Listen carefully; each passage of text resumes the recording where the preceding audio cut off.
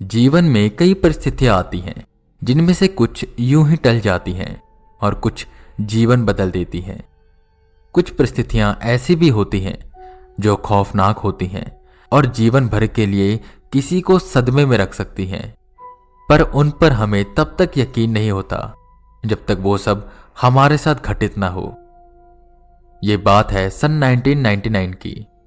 आकाश नाम का एक 32 साल का आदमी राजस्थान के एक छोटे से शहर अचरोल में अपनी बीवी आस्था और 2 बच्चे अनुज और काव्या के साथ एक छोटे से मकान में रहता था। आकाश पेशे से कांस्टेबल और पैशन से मनोवैज्ञानिक था और उसकी वाइफ एक जर्नलिस्ट थी।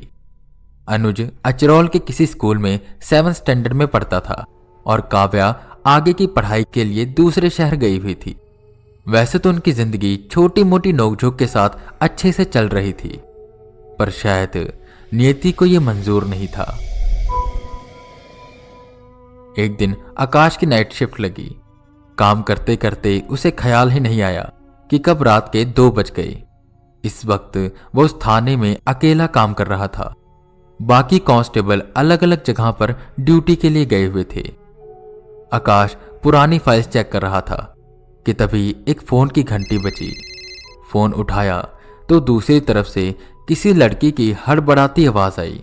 हेलो, कौन बोल रहा है? आकाश ने जवाब दिया, मैं थाने से कांस्टेबल आकाश बोल रहा हूं। आप कौन बोल रहे हैं? जिस पर उस लड़की ने जवाब दिया, जी मेरा नाम रैना है, मैं कॉलेज स्टूडेंट हूं। कुछ दिन से मुझे लग रहा है कि कोई मुझे मारना चाहता है।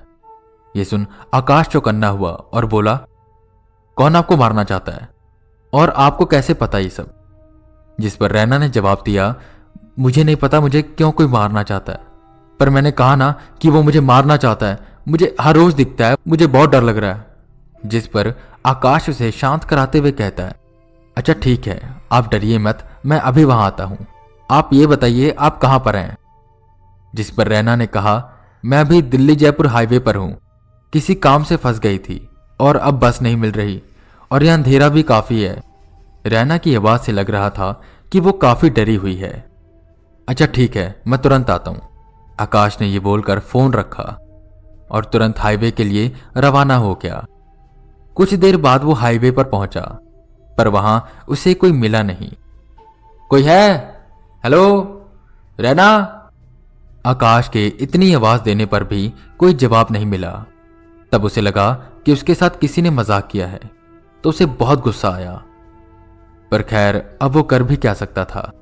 वो वापस जाने के लिए अपनी गाड़ी पर बैठा और गाड़ी स्टार्ट की। जैसे ही वो कुछ दूरी पर पहुंचा कि उसकी गाड़ी अचानक से बंद हो गई। तब उसने गाड़ी से उतरकर देखा तो उसे कुछ समझ नहीं आ रहा था कि आखिर इसमें क्या खराबी है। आकाश बहुत परेशान हो गया। वो ये सोचने लगा कि ये सब मेरे साथ ही क्यों होना था। इतनी रात को अब मैं किससे मदद मांगू? आकाश ये सोचते हुए आसपास मदद के लिए किसी को ढूंढने लगा कि तभी उसे थोड़ी ही दूर एक परछाई दिखी। उसने सोचा शायद कोई और भी उसकी तरह यहां फंस चुका है और किसी का इंतजार कर रहा है। आकाश ने यह सब नजरअंदाज किया और जब काफी देर तक उसे कोई मदद नहीं दिखी तो वह आसपास कहीं ठहरने के लिए जगह खोजने लगा कि तभी उसे लगा कि उसके बगल में कोई है। उसने मुड़कर देखा तो एक लड़की लाल जोड़े में खड़ी थी। मैं यहीं से थोड़ी दूर खड़ी थी तो मैंने देखा कि गाड़ी होने के बाद भी आप यहीं रुके हैं। क्या आपकी गाड़ी खराब हो गई है? उस लड़की ने पूछा। गाड़ी पहले सही चल रही थी, पता नहीं क्या हुआ, अचानक ही बंद पड़ गई, आकाश ने जवाब दिया। जिस पर वो लड़की ने कहा, आप बुरा ना माने तो मैं एक बार देखूं? आकाश हैरान हुआ। नहीं छोड़िए, आप क्या देखेंगी, आप कोई मैकेनिक थोड़ी हैं, मैं देख लूंगा कुछ ना कुछ। जिस पर लड़की आग्रह करते हुए बोली, अरे मैकेनिक नहीं हूं तो क्या हुआ, थोड़ी बहुत गाड़ियों की जानकारी मुझे है, एक बार आप देखने तो दीजिए। आकाश ने यह सुन बिना कुछ कहे लड़की को गाड़ी देखने दी। कुछ देर गाड़ी देखने के बाद उस लड़की ने आकाश को गाड़ी स्टार्ट करने के लिए कहा। आकाश ने गाड़ी स्टार्ट की तो वो हैरान रह गया। गाड़ी एक बार में ही स्टार्ट हो गई। ये आपने कैसे किया? मैं आधे घंटे से यहां ट्राई कर रहा हूं पर मुझे कुछ समझ नहीं आ रहा था और आपने चुटकियों में सही कर दिया। आकाश ने कहा, जिस पर वो लड़की हंसते हुए बोली, मैंने कहा था ना, मैकेनिक नहीं तो क्या हुआ, थोड़ी बहुत गाड़ियों की जानकारी मुझे भी है। आकाश ने हाँ में सिर हिलाया और कहा, जी जी, अब क्योंकि गाड़ी सही हो गई है तो मैं आपको लिफ्ट दे देता हूं। नहीं नहीं, कोई बात नहीं, आप मेरी चिंता मत करिए, मैं चली जाऊंगी। जिस पर आकाश ने कहा, अरे आप कहाँ इतनी रात इंतजार करेंगी, मेरे साथ चलिए, इस तरह मैं आपको शुक्रिया भी बोल पाऊंगा। आकाश के इतना कहने के बाद लड़की बिना कुछ कहे गाड़ी पर बैठ गई। वापस जाते वक्त पूरा सन्नाटा था। आकाश आराम से गाड़ी चला रहा था और लड़की खामोश थी। आकाश को यह खामोशी कुछ खटकने लगी थी, तो वो चुप्पी तोड़ते हुए बोला, इस समय तो मैं आपका नाम पूछने भूल गया, मेरा नाम आकाश है, और आपका? जिस पर लड़की ने जवाब दिया, जी मुझे आपका नाम पता है और आप भी मुझे जानते हो। क्या? आकाश हैरान हुआ, आपको मेरा नाम कैसे पता और मैं आपको कैसे जानता हूं? इतना कहते ही जब उसे कोई जवाब नहीं मिला तो उसने हल्के से पीछे की ओर मुड़कर देखा, और जो उसने देखा उससे उसे यकीन नहीं हुआ, वहां कोई नहीं था। आकाश ने तुरंत गाड़ी रोकी और यहां वहां देखने लगा, पर वहां लड़की नहीं थी। ये कहां गई? अभी तो यहीं थी।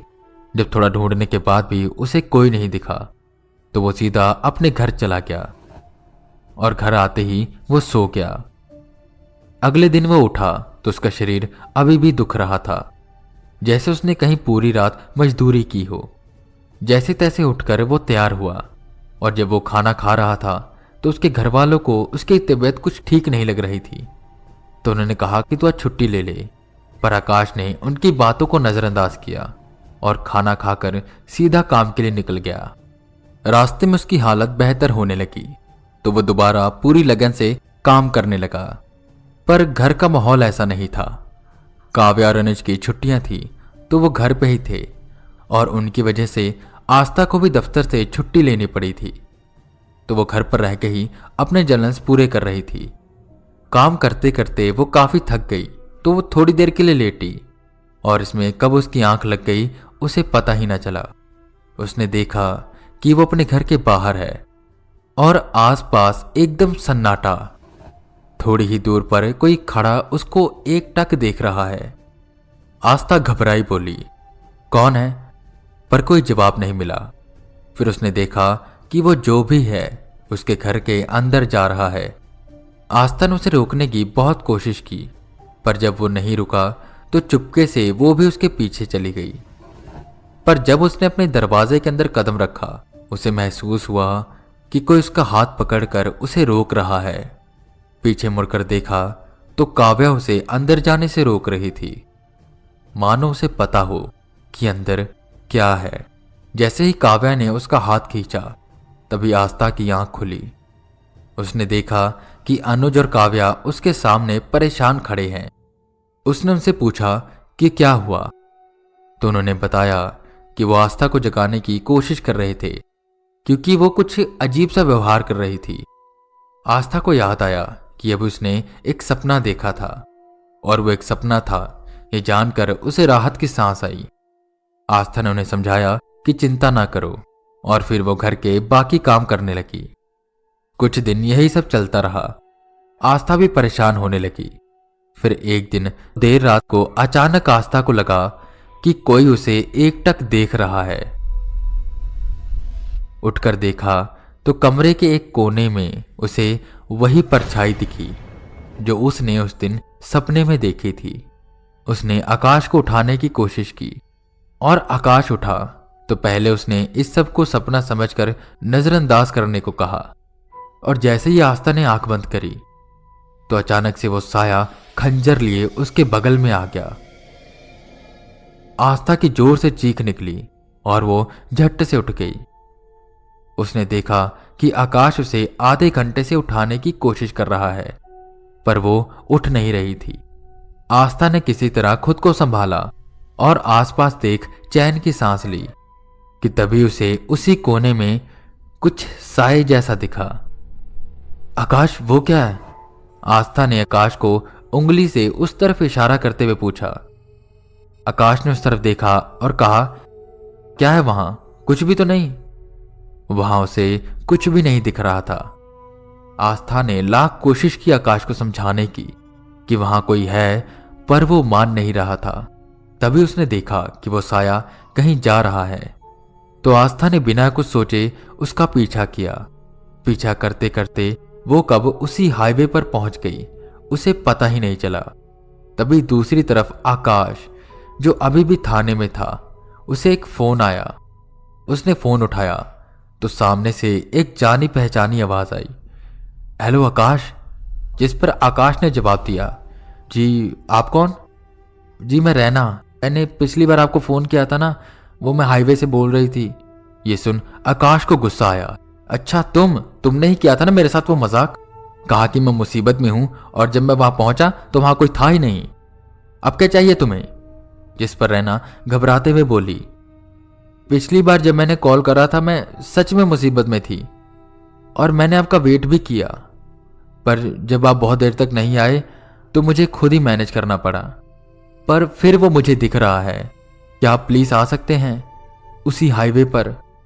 जिस पर आकाश कुछ देर सोचने के बाद कहता है, अच्छा ठीक है, परेशान मत होइए, मैं आता हूं।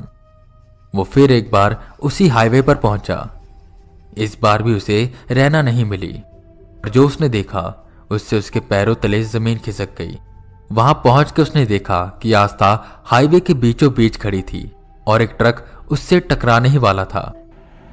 आस्था जल्दी हटो वहां से, वो चिल्लाया, पर आस्था उसको अनसुना कर वहीं खड़ी रही और देखते ही देखते ट्रक उसके ऊपर से निकल गई।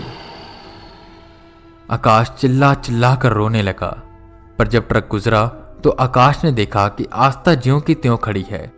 ये देख आकाश का दिमाग घूम गया, इतना बड़ा ट्रक गुजरने के बाद भी आस्था को कैसे कुछ नहीं हुआ। पर उसने भगवान का शुक्रिया अदा किया और वो आस्था के पास गया। आस्था बेरंग सी वहीं खड़ी थी। जब आकाश ने उसका हाथ पकड़ने की कोशिश की तो उसका हाथ उसके हाथों से आर पार हो गया और आस्था तभी हवा में गायब हो गई। ये कैसे हुआ? आकाश हैरान हो गया। आस्था अचानक कहां गायब हो गई, उसे कुछ समझ नहीं आ रहा था।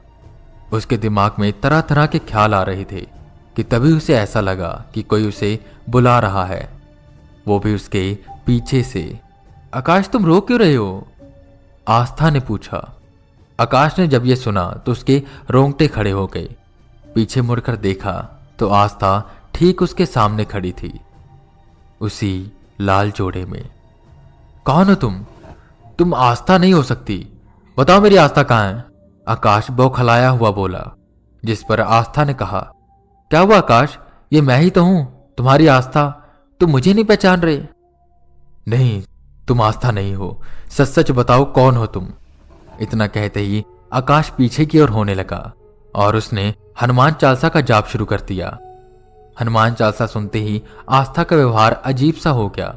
वो मानो पागल हो रही थी, बार बार कह रही थी बंद करो, इसे बंद करो।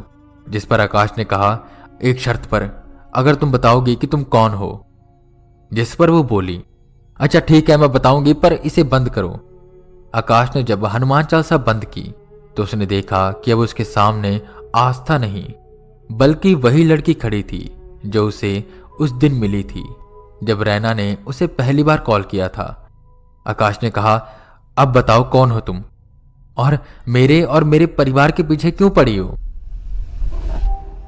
वो लड़की हैरान होते हुए बोली, क्या तुम मुझे भूल गए? मैं रैना। बहुत सालों पहले तुमने मुझसे वादा किया था कि तुम मेरे साथ रहोगे, पर फिर तुमने मुझे धोखा दिया और मुझे इसी हाईवे पर अकेला छोड़ दिया। दरअसल आस्था से पहले आकाश रैना के साथ रिलेशनशिप में था और दोनों एक दूसरे से बहुत प्यार करते थे। उन्होंने साथ में जीने मरने की कस्में भी खाई थी, पर आकाश के परिवार को यह रिश्ता मंजूर नहीं था। उन्हें लगा कि रैना का चरित्र और उसके घर वाले सही नहीं है।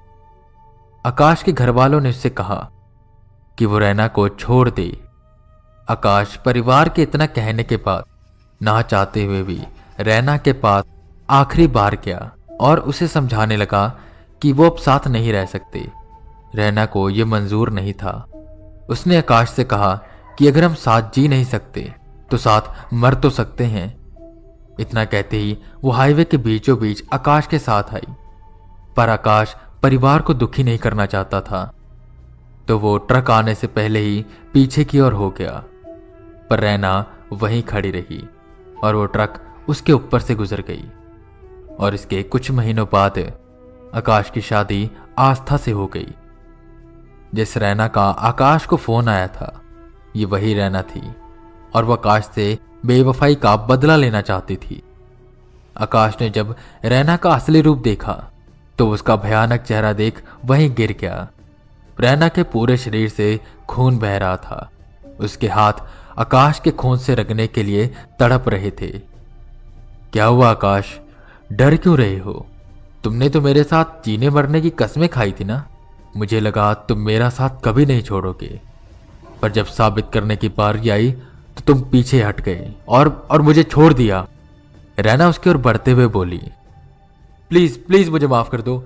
मैं परिवार को दुखी नहीं करना चाहता था, इसलिए तुम्हारा साथ नहीं दे पाया। प्लीज मुझे और मेरे परिवार को परेशान मत करो, आकाश ने घबराते हुए कहा। जिस पर रैना बोली, जाने दूं? ठीक है आकाश, तुम कहते हो तो मैं तुम्हें जाने देती हूं। इतना बोलते ही रैना गायब हो गई और आकाश को थोड़ी ही दूरी पर आस्था बेहोश मिली। आस्था उठो उठो, आकाश ने आस्था को उठाया। आकाश क्या हुआ, हम यहां क्या कर रहे हैं और तुम रो क्यों रहे हो? आस्था ने अधमरे हालत में कहा। चिंता मत करो आस्था, अब सब ठीक हो गया है। मैं अभी थाने से आया हूं और तुम मुझे यहां बेहोश मिली। चलो घर चलते हैं। जब आकाश ने यह कहा तो उसे लगा कि वो दोबारा सपने में थी। जैसे ही वो घर पहुंची तो आस्था अनुज को देखने के लिए दौड़ी, पर जब अनुज वहां नहीं मिला तो वो दोबारा घबरा गई और पूरा घर छानने लगी, पर अनुज उसे कहीं मिल नहीं रहा था। जब आकाश थाने में फोन करने ही वाला था कि उन्हें ऊपर के कमरे से एक आवाज आई। इस उम्मीद से कि शायद वो अनुज होगा, वो ऊपर की ओर दौड़े। देखा तो ऊपर के कमरे की अलमारी से आवाजें आ रही थी। आस्था ने जब अलमारी खोली तो अनुज ने झपट्टा मारा। आकाश जब आस्था को बचाने गया तो अनुज ने कहा, आगे मत आना आकाश, वरना तुम अपनी पत्नी और दोनों बच्चों को खो दोगे। अनुज की बदली आवाज सुन आकाश समझ गया कि ये रैना है। तुम ऐसा क्यों कर रही हो? मैंने कहा था ना मुझसे गलती हो गई, माफ कर दो मुझे, आकाश ने घबराते हुए कहा। जिस पर वो बोली, ऐसे कैसे माफ कर दूं? जिस तरह मैं तड़पी हूं, मैं चाहती हूं कि तुम भी वैसे तड़पो। आकाश गिड़गिड़ाते हुए बोला, प्लीज मेरे परिवार को छोड़ दो, तुम्हें जो सजा देनी है मुझे दे दो, मुझे सब कबूल है, मैं हर चीज के लिए तैयार हूं। जिस पर रैना बोली, अगर तुम सच में अपने परिवार को बचाना चाहते हो तो तुम्हें मुझे स्वीकार करना होगा और वो वादे निभाने होंगे जो तुमने मुझसे किए थे। बोलो, क्या तुम तैयार हो? जिस पर आकाश हैरान होते हुए कहता है, पर मैं तुम्हें कैसे स्वीकारूं? मैं इंसान हूं और तुम आत्मा, ऐसे मुमकिन ही नहीं है, आकाश ने कहा। जिस पर रैना बोली, सोच लो आकाश, या तो मुझे स्वीकार करो या अपने परिवार को खत्म होते हुए देखो। थोड़ी देर सोचने के बाद जब आकाश को कोई रास्ता न दिखा तो उसने रैना की शर्त को मान लिया और तभी रैना अनुज के शरीर से निकलकर आस्था के शरीर में चली गई। आज भी आकाश लीगली 2 बीवियों के साथ रहता है क्योंकि रूह के लिए कोई कानून नहीं बनाया गया।